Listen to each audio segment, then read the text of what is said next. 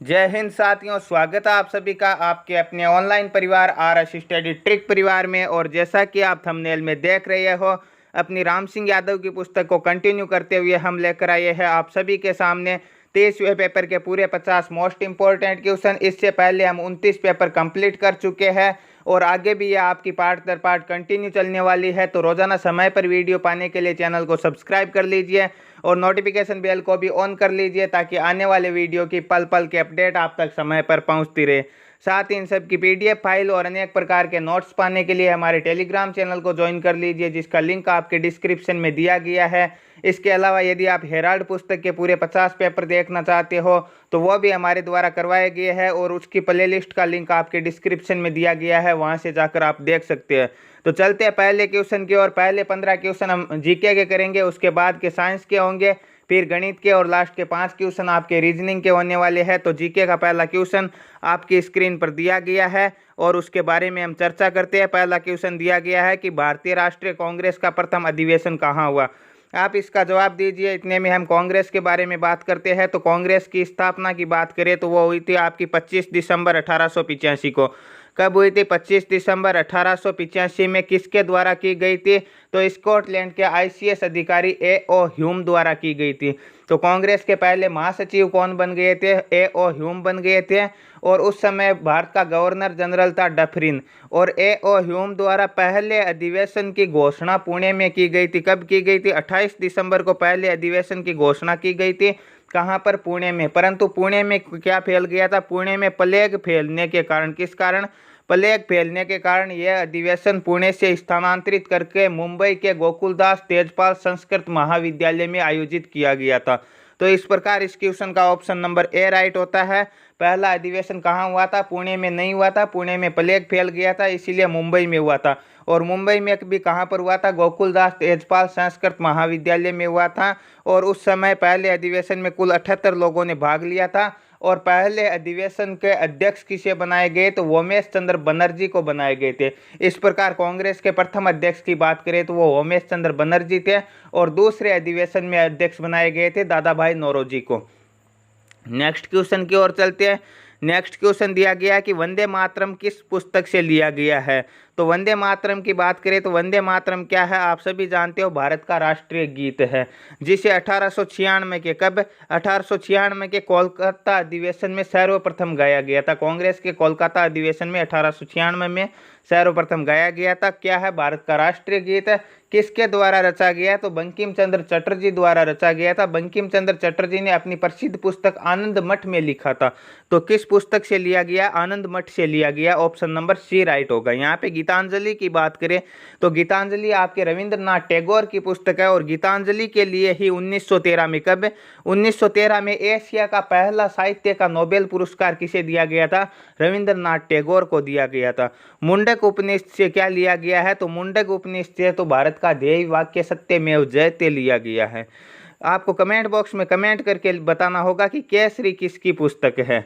Next question की ओर बढ़ते हैं। नेक्स्ट क्वेश्चन दिया गया है कि चंद्रगुप्त द्वितीय के समय भारत में कौन यात्री आया था? फाहियान, युआन त्सुआंग, मेगास्थनीज या मार्को पोलो। तो मेगास्थनीज की बात करें तो वो भारत आने वाला प्रथम विदेशी यात्री था। प्रथम विदेशी यात्री कौन था? मेगास्थनीज था। किसके समय आया था? चंद्रगुप्त मौर्य के समय आया था। चंद्रगुप्त मौर्य मौर्य साम्राज्य का संस्थापक था, जिसने नंद वंश के अंतिम शासक घनानंद को मारकर मौर्य साम्राज्य की स्थापना की थी। यहाँ पे चंद्रगुप्त द्वितीय की बात करें तो एक तो चंद्रगुप्त मौर्य था, इसके अलावा चंद्रगुप्त प्रथम था और चंद्रगुप्त द्वितीय था।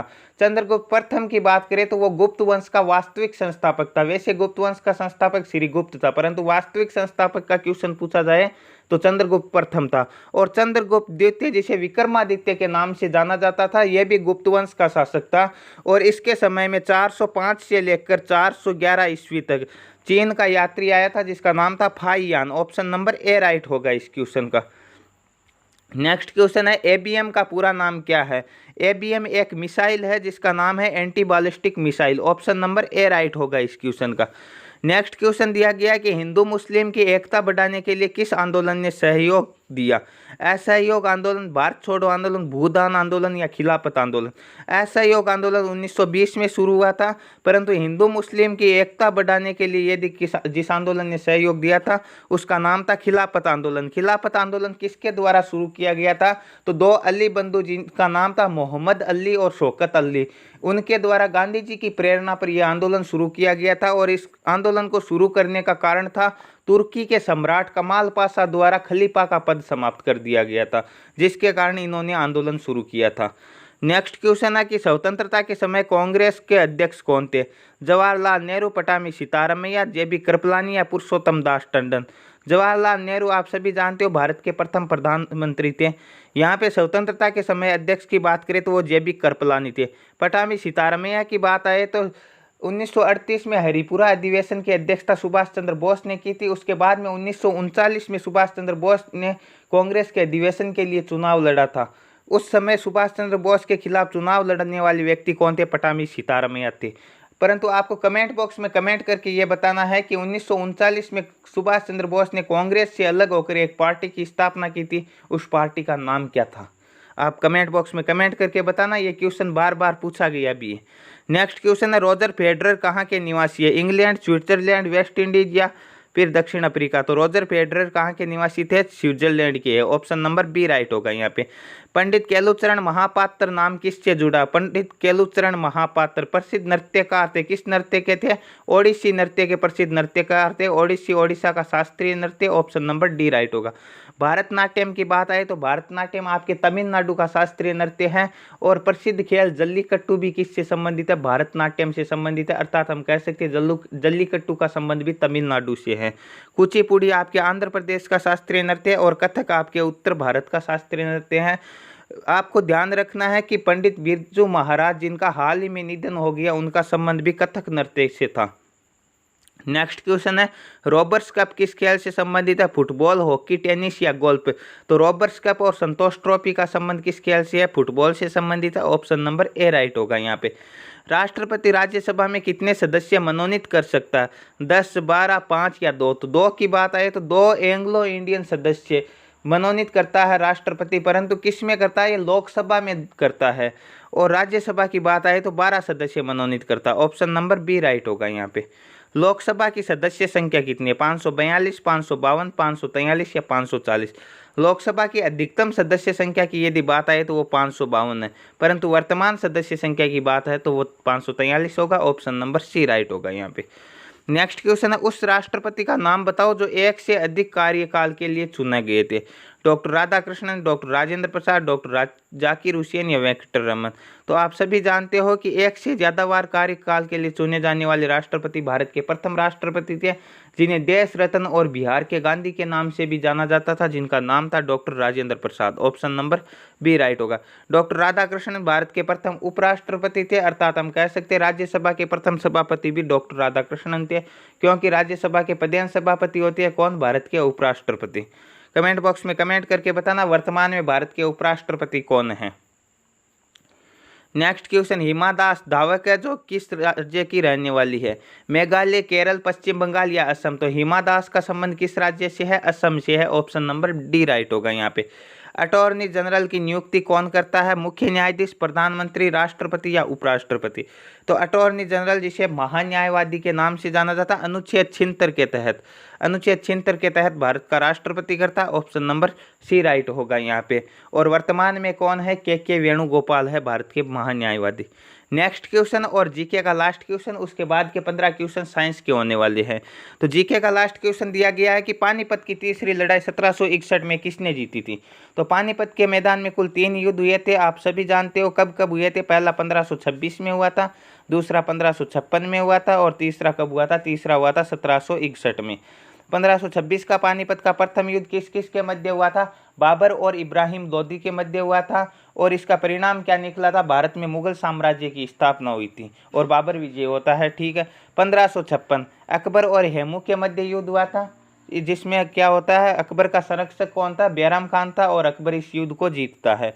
तीसरा युद्ध हुआ था 1761 में, किस किस के मध्य हुआ था? अहमद शाह अब्दाली और मराठों के नेता सदाशिवराव बाहू के मध्य होता है और इसमें अहमद शाह अब्दाली जीतता है। ऑप्शन नंबर डी राइट होगा यहाँ पे।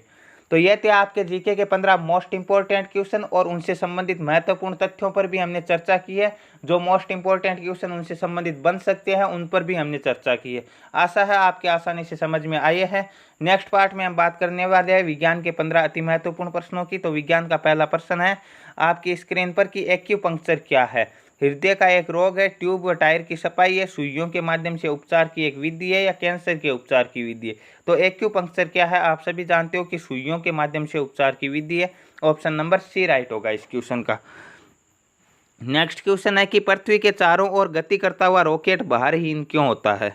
क्या कारण है कि रॉकेट पृथ्वी के चारों ओर जब गति करता है तो वो भारहीन होता है। रॉकेट पृथ्वी के गुरुत्वीय क्षेत्र से बाहर होता है, या फिर रॉकेट पर लगने वाला बल गुरुत्वीय बल अभिकेंद्रीय बल के रूप में प्रयुक्त होता है, या फिर रॉकेट पर पृथ्वी का गुरुत्वीय बल ब्रह्मांड के अन्य पिंडों के गुरुत्वाकर्षण बल के विपरीत होता है। क्या कारण, तो ऑप्शन नंबर बी राइट होगा इसका कि रॉकेट पर लगने वाला गुरुत्वीय बल अभिकेंद्रीय बल में प्रयुक्त होता है। नेक्स्ट क्वेश्चन, एक खाली बर्तन को पानी से भर दिया जाता है तो उसकी आवृत्ति में क्या परिवर्तन होगा, बढ़ेगी, कम होगी, समान रहेगी या इनमें से कोई नहीं। तो खाली बर्तन को पानी से भरने पर उसकी आवृत्ति बढ़ती है। ऑप्शन नंबर ए राइट होगा यहाँ पे। नेक्स्ट है कि मसूड़ों से संबंधित बीमारी कौन सी है, स्कर्वी, रिकेट्स, बेरीबेरी या रतौंधी।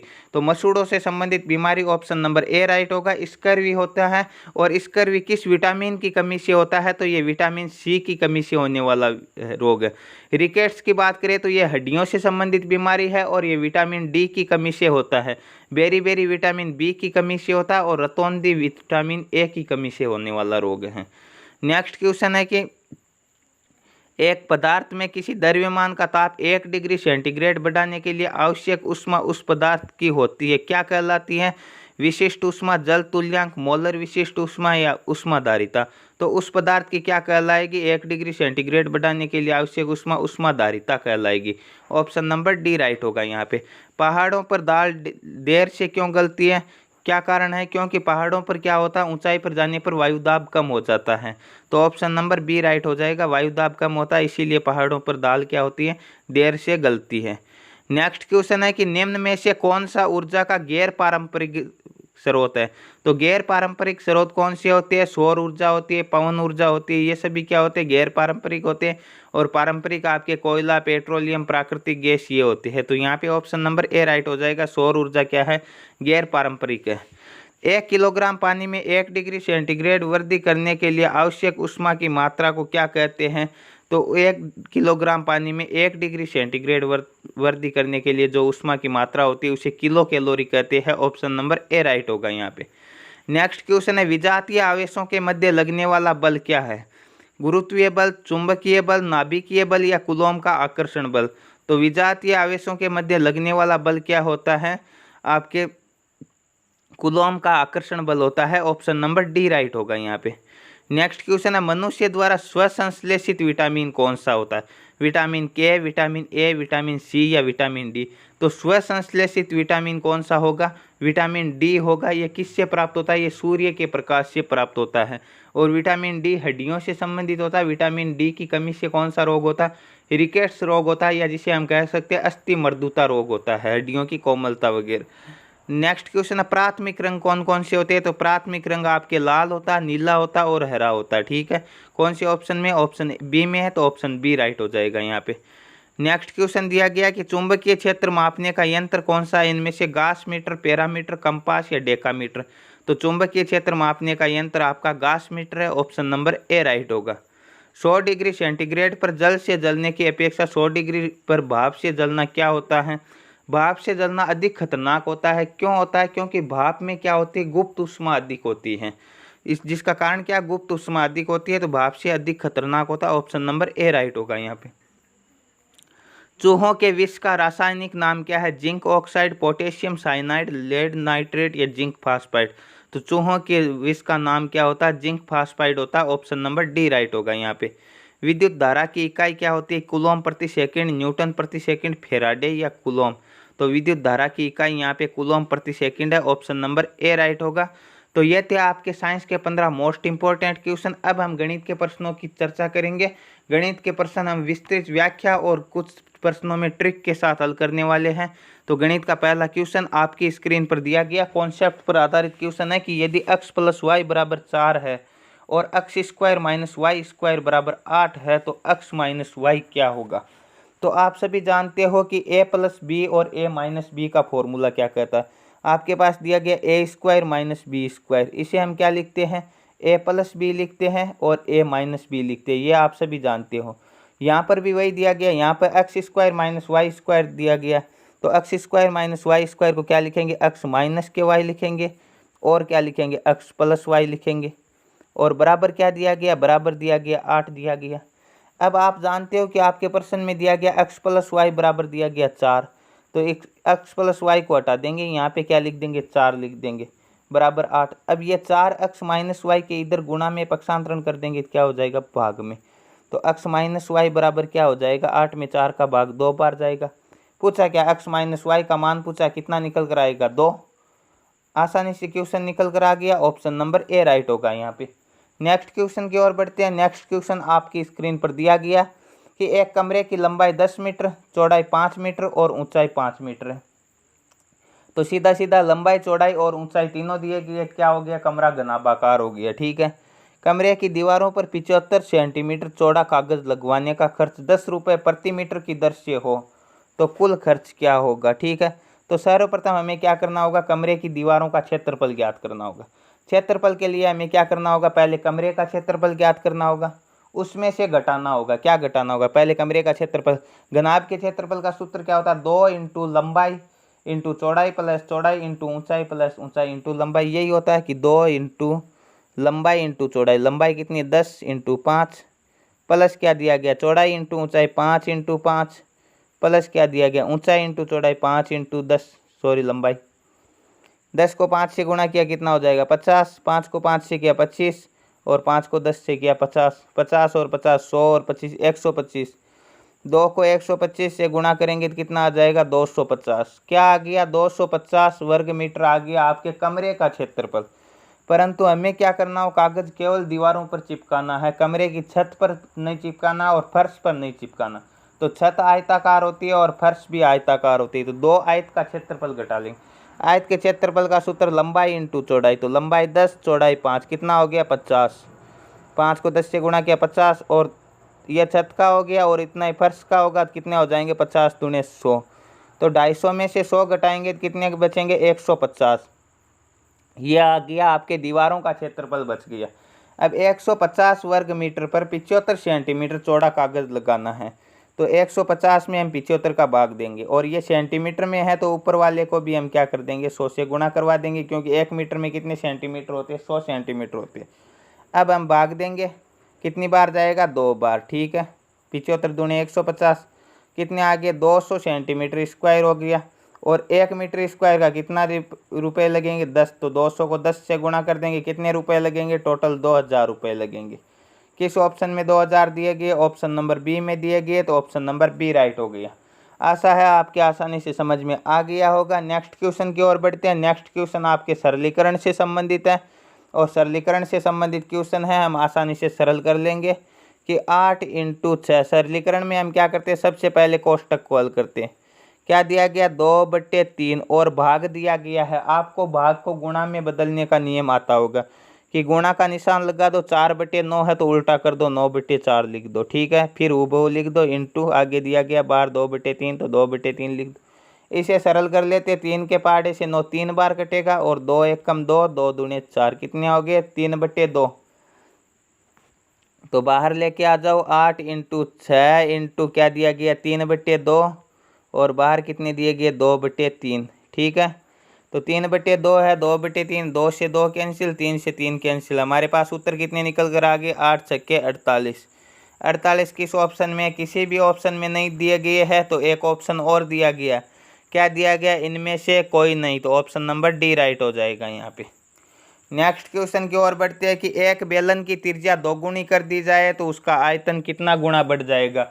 आपको एक शॉर्ट वीडियो के माध्यम से समझाया था कि किसी वर्त की त्रिज्या को 2 गुनी कर दी जाए तो उसके क्षेत्रफल पर क्या प्रभाव पड़ेगा। और किसी वृत्त की त्रिज्या को दुगुनी कर दी जाए तो परिधि पर क्या प्रभाव पड़ेगा। इस प्रकार के छोटे छोटे वीडियो हमारे द्वारा बनाए गए हैं। यदि आपने नहीं देखे हैं तो चैनल पर जाकर देख सकते हो और चैनल को सब्सक्राइब कर सकते हो, क्योंकि रोज़ाना आपको कुछ न कुछ कॉन्सेप्ट नए नए मिलते रहते हैं। तो यहाँ पे बताया गया है कि किसी बेलन की त्रिज्या को दोगुनी कर दी जाए तो उसके आयतन में कितना प्रभाव पड़ेगा। तो आपको देखना होगा बेलन के आयतन का सूत्र क्या होता है। बेलन के आयतन का सूत्र होता है पाई आर स्क्वायर एच। ठीक है, तो हमें क्या करना, केवल त्रिज्या में परिवर्तन करना, पाई वही रहेगी और ऊंचाई वही रहेगी। तो हमें क्या करना, त्रिज्या में यदि त्रिज्या को दोगुना करेंगे तो यहाँ पे क्या दिया गया, आर का स्क्वायर, तो आयतन कितना हो जाएगा, 2 का स्क्वायर कितना होगा, 4 गुना। यदि त्रिज्या को हम 3 गुना करेंगे तो कितना हो जाएगा, 9 गुना हो जाएगी। 4 गुना करेंगे तो कितनी हो जाएगी, 16 गुना हो जाएगी, क्योंकि सूत्र में क्या दिया गया, आर का स्क्वायर करना है। ठीक है, तो जितना दिया गया उसके वर्ग के बराबर गुणा होगा। ठीक है, तो यदि 2 गुणी करेंगे तो कितना हो जाएगा, आयतन हो जाएगा इसका 4 गुना। ठीक है, 4 गुना किस ऑप्शन में, किसी भी ऑप्शन में नहीं दिया गया, तो इसका भी ऑप्शन नंबर डी राइट हो जाएगा यहाँ पे। नेक्स्ट क्वेश्चन, सही विकल्प को चुनना। आपको 9 सेक स्क्वायर ए माइनस 9 टेन स्क्वायर ए बराबर क्या होगा। तो दोनों में 9 है तो 9 क्या कर लेंगे, कॉमन ले लेंगे। यहाँ पे क्या हो जाएगा, सेक स्क्वायर ए माइनस टेन स्क्वायर ए। ठीक है, तो आप सभी जानते हो एक सैरो समीका होती है, हमारे पास क्या होती है, sec square theta minus tan square theta बराबर क्या होता है, 1 होता है। तो इनका मान क्या आ जाएगा, 1 आ जाएगा। तो 9 एकम 9 हो जाएंगे, ऑप्शन नंबर बी राइट हो जाएगा यहाँ पे। 25/81 की घात दी गई, 1/2 का मान बताना। ठीक है, तो आप ये भी कह सकते हो कि 25 क्या होता है, 5 का स्क्वायर होता है, और 81 क्या होता है, 9 का स्क्वायर होता है। तो हम इसे इस प्रकार भी लिख सकते हैं, 5/9 का स्क्वायर, और कोष्टक से बाहर लिख सकते हैं 1/2। तो जब एक घात कोष्टक के अंदर है, एक घात बाहर है, तो आपस में गुणा कर देंगे। 2 को गुणा करेंगे 1/2 से, तो 2 से 2 कैंसिल, कितनी आ जाएगी, 1। तो उत्तर कितना निकल कर आ जाएगा, 5/9 की घात 1। और किसी भी संख्या की घात 1 का मतलब वही संख्या होगी। ऑप्शन नंबर बी राइट होगा, 5/9 उत्तर आएगा। नेक्स्ट क्वेश्चन, यदि 2/5 क्विंटल चावल की कीमत 180 रुपये है तो 4/6 क्विंटल चावल की कीमत क्या होगी। तो 2/5 क्विंटल की 180 है तो 1 की कितनी हो जाएगी, 2/5 का भाग देंगे, और भाग देने का अपना नियम उल्टा कर दो, 5/2 से गुणा करवा दो। अब किसकी पूछी, 4/6 की पूछी है, तो पूछा है तो सीधा सीधा गुणा करवा दो। अब हमें क्या करना होगा, इन्हें काटना होगा। 2 से 4 कितनी बार कटेगा, 2 बार, और 6 से 18 कितनी बार कटेंगे, 3 बार, 30 आ जाएंगे। 30 पंजे कितने होते हैं, 30 पंजे 150, 150 को 2 से गुणा करेंगे, कितना आ जाएगा, 300 रुपये होगी 4/6 क्विंटल चावल की कीमत। ऑप्शन नंबर ए राइट होगा यहाँ पे। एक समलम चतुर्भुज में आमने सामने की भुजाएं क्या होती है, समलम चतुर्भुज में आमने सामने की भुजाएं हमेशा समांतर होती है। ऑप्शन नंबर बी राइट होगा यहाँ पे।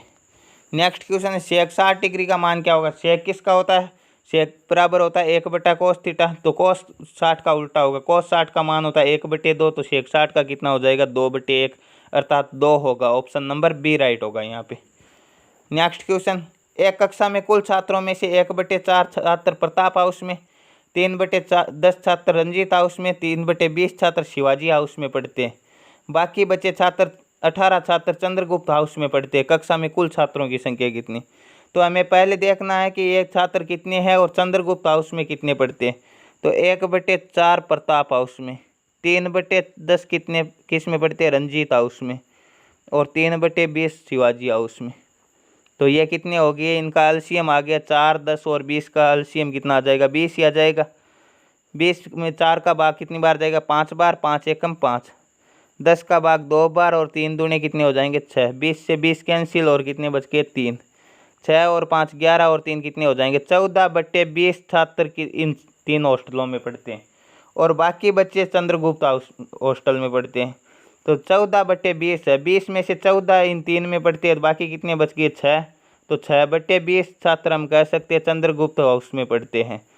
तो चंद्रगुप्त हाउस में कितने पढ़ते हैं, 18, और कितने पढ़ते हैं, 6/20। तो कुल ज्ञात करने के लिए हम क्या कर देंगे, भाग देने का अपना नियम, 6/20 को 20/6 से गुणा करवा दो। 6 से 18 3 बार, और 20 3 कितने हो जाएंगे, 60। तो कुल छात्र कितने, 60 छात्र है। ऑप्शन नंबर ए राइट होगा यहाँ पे। नेक्स्ट क्वेश्चन, 1534 में कम से कम कौन सी संख्या जोड़ी जाए कि यह 31 का पूर्ण भाजक बन जाए। तो 1534 में 31 का भाग दे लेते हैं, कितनी बार जाएगा, भाग जाएगा 5 बार तो आते 155, ज़्यादा हो जाएगा, 4 बार ही जाएगा। तो 4 बार कितना हो जाएगा, 4 एकम 4, 4 3 12, 124। 153 में से 124 घटाएंगे, कितने बचेंगे, 29 बचेंगे। और आगे कौन सी संख्या, 4 है तो 4 उतार देंगे, 294। तो 31 को 10 बार भाग जाएगा 310 में, तो ज़्यादा ही देना, हमें क्या करना, केवल शेषफल देखना। तो ये संख्या यदि 310 होती तो इसमें पूरा पूरा भाग जाते, परंतु हमारे पास है कितना, 294। कितने कम पड़ रहे हैं, 16 कम पड़ रहे हैं। तो यदि हम 16 जोड़ देंगे तो वह संख्या क्या हो जाएगी, पूर्ण भाजक हो जाएगी। ऑप्शन नंबर बी राइट हो जाएगा यहाँ पे। नेक्स्ट क्वेश्चन, वह संख्या ज्ञात करें जिसमें 6 जोड़ने पर 27, 36, 63 व 108 का पूर्ण भाजक बन जाए। तो पहले हमें वो भाजक ज्ञात करना, और भाजक ज्ञात करने के लिए हमें क्या करना होगा, वह संख्या छोटी से छोटी जिसमें सभी का पूरा पूरा भाग जाता हो क्या होती है, उस संख्या का एलसीएम अर्थात लघुत्तम समापवर्ती होती है। तो हमें 27, 36, 63 और 108 का क्या करना है, एलसीएम लेना है, अर्थात लघुत्तम समापवर्ती 27, 36, 63 और 108। एलसीएम कितना आएगा, एलसीएम लेना है। सर्वप्रथम हम क्या करेंगे, 2 का भाग दे भी सकते हैं परंतु 3 का देंगे क्योंकि सभी में जाता है। 27 में 9 बार जाएगा, 36 में 12 बार जाएगा, 63 में 21 बार जाएगा और 108 में कितनी बार जाएगा, 36 बार जाएगा।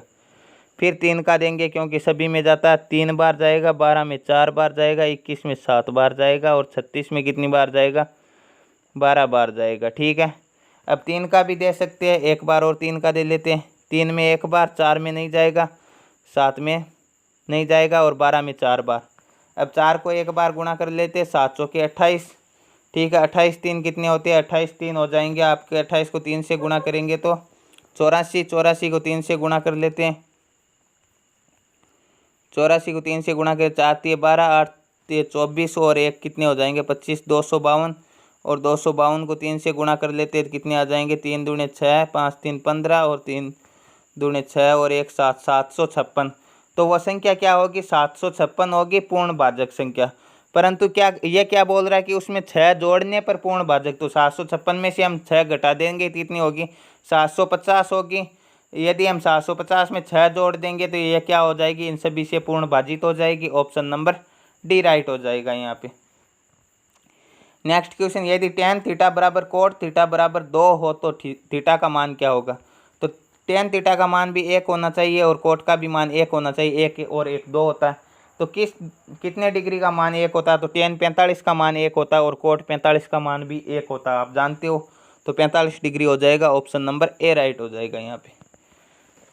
नेक्स्ट क्वेश्चन है कि 10 व्यक्ति एक काम को 20 दिन में पूरा करते हैं तो 20 व्यक्ति उसी काम को कितने दिन में करेगी, उसका उल्टा हो जाएगा 10 दिन। कैसे होगा, 10 व्यक्ति 20 दिन में करते हैं तो एक व्यक्ति 10 × 20 तो 20 व्यक्ति, 20 का भाग दे दो, 20 से 20 कैंसिल, कितने दिनों में करेंगे, 10 दिन में। ऑप्शन नंबर ए राइट हो जाएगा यहाँ पे। नेक्स्ट क्वेश्चन और गणित का लास्ट क्वेश्चन, उसके बाद के 5 क्वेश्चन आपके रीजनिंग के होने वाले हैं। तो गणित का लास्ट क्वेश्चन दिया गया कि एक पार्क की लंबाई और चौड़ाई का अनुपात दिया गया 3:1 और उसका परिमाप दिया गया 320 मीटर। ठीक है, तो जब आयताकार क्षेत्र दिया गया तो उसका परिमाप क्या होता है, 2 × लंबाई प्लस चौड़ाई। ठीक है, लंबाई प्लस चौड़ाई बराबर दिया गया 320। ये 2 गुणा में पक्षांतरण कर देंगे तो भाग में, तो 2 का भाग 320 में 160 बार, तो लंबाई और चौड़ाई कितनी हो जाएगी, 160 हो जाएगी। और अनुपात दिया गया 3:1, तो लंबाई कितनी हो जाएगी, 3 3 और 1 कितने हो जाएंगे, 4 × 160। 4 से कितनी बार कटेगा, 40 बार, और 40 को 3 से गुणा करेंगे, लंबाई आ गई 120 और चौड़ाई कितनी आ जाएगी, 1/4 × 160, तो कितनी आ जाएगी, 40। तो इसकी लंबाई 120 है और चौड़ाई 40 है, इतना हमने निकाल लिया।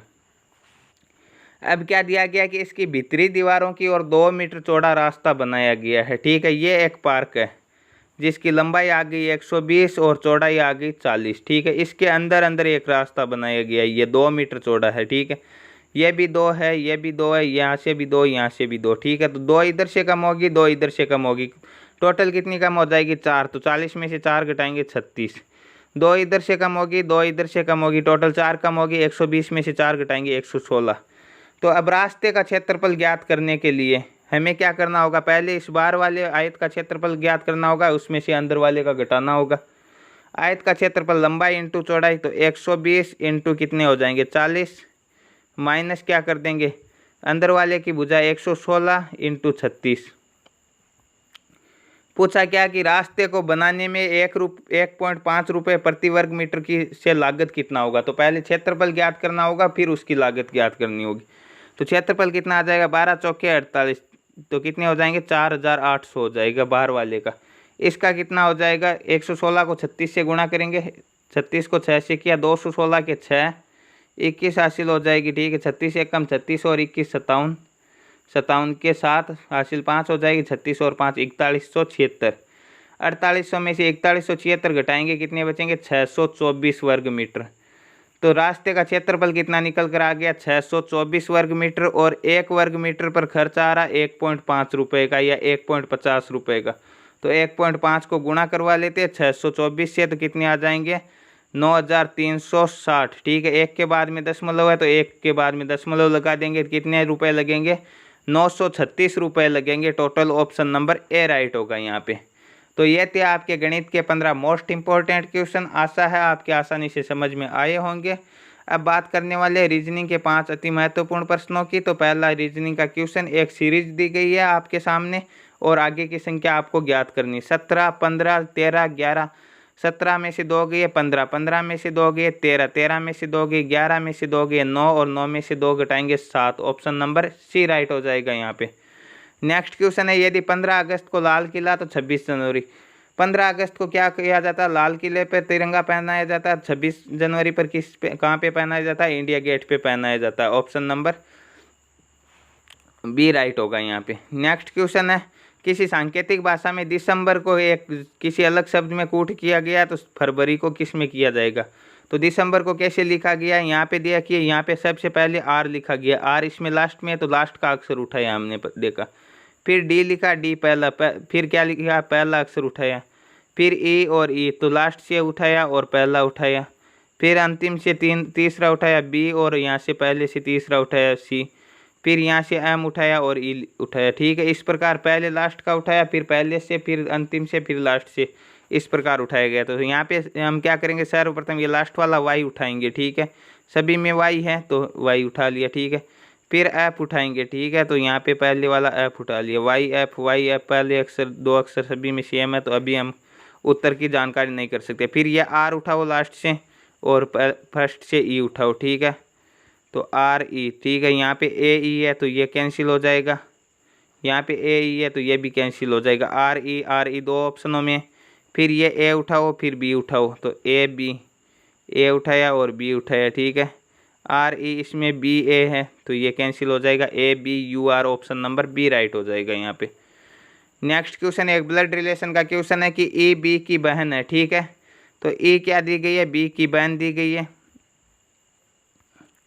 फिर क्या लिखा, ए सी का पिता। अभी हमें हमारे पास इनमें कोई रिलेशन नहीं है तो ए सी का पिता ए से अलग लिख देंगे। ठीक है, फिर दिया गया कि बी सी का पुत्र है, तो बी क्या सी का पुत्र है, तो ई क्या हो गई, सी की पुत्री हो गई, क्योंकि ई क्या बी की बहन है, बी सी का पुत्र है तो ई सी की पुत्री हो गई। और ए क्या इस सी का पिता है तो इनका क्या हो जाएगा, बी और ई का दादा हो गया।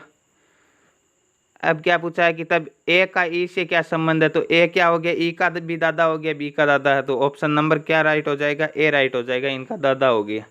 नेक्स्ट क्वेश्चन और आज का लास्ट क्वेश्चन दिया गया, एक दिशा दूरी का क्वेश्चन है। तो आपको पता है ये उत्तर होती है, ये दक्षिण होती है, ये पूरब होती है और ये पश्चिम होती है, इतना आप जानते हो। अब ये बोल रहा है कि मैं 10 मीटर पूरब में चला, यहाँ से मान लो ये चलना प्रारंभ हुआ और 10 मीटर पूरब में चला। इसके बाद में उत्तर दिशा में चला, मुड़ा, उत्तर में मुड़ा और 20 मीटर चला। ठीक है, 20 मीटर चलिए। अब दाएं मुड़ा तो इधर मुड़ा और 10 मीटर चला, ये 10 मीटर चला। प्रारंभिक स्थान से किस दिशा में हूँ, ठीक है, तो ये यहाँ पे है और इस दिशा में है। ये दिशा कौन सी हो गई, ये उत्तर है और ये पूरब है, तो ये दिशा कौन सी हो गई, उत्तर पूरब दिशा हो गई। ऑप्शन नंबर बी राइट हो गया यहाँ पे। तो ये थे आज के पूरे 50 मोस्ट इम्पोर्टेंट क्वेश्चन और आगे भी ये सीरीज आपकी पार्ट दर पार्ट कंटिन्यू चलने वाली है। और यह आपकी दी गई है आंसर शीट, यहाँ से आप मिलान कर सकते हो और आप कमेंट बॉक्स में कमेंट करके बताना कि 50 में से आपको पहले से कितने आ रहे थे, आपकी तैयारी कैसी चल रही है और ये सीरीज़ आपको कैसी लग रही है। मिलते हैं नेक्स्ट वीडियो में, तब तक के लिए थैंक यू, धन्यवाद, जय हिंद, जय भारत।